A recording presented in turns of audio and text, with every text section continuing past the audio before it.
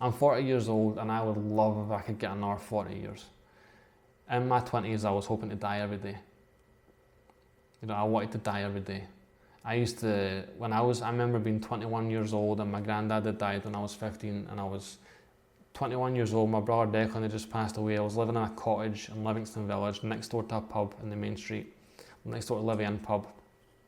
And I was in the height of my addiction. I was skinning bones, and all the letters were coming through the letterbox and piling up because I was too scared to open them. And me and Colin were living like animals basically, and we had like rubbish piling up everywhere, and we had mice in the house, and we had flies everywhere, and we had no money. And I used to steal toilet roll out of the pub because we couldn't afford toilet roll, and my clothes were hanging off me. And if I was lucky, I could scrape together £1 and buy a box of rice from the Chinese round the corner.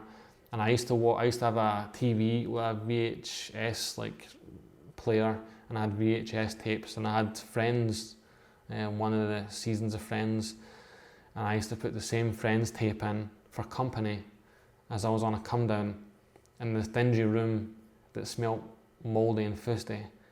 And I used to beg my granddad to come and get me.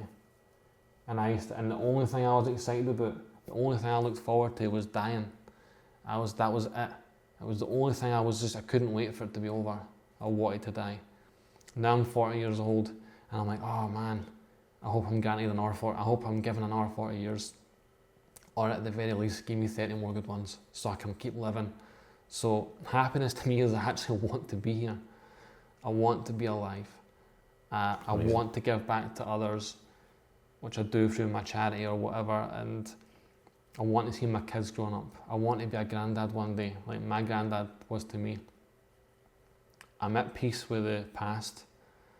It's not to say I don't still get triggers that pop up. It still happens and still need to deal with them, but for the most part, I'm at peace. But if I could really answer it and boil it down to one thing, is I went from someone who wanted to die every day to someone who's hoping he's still got a lot of years left.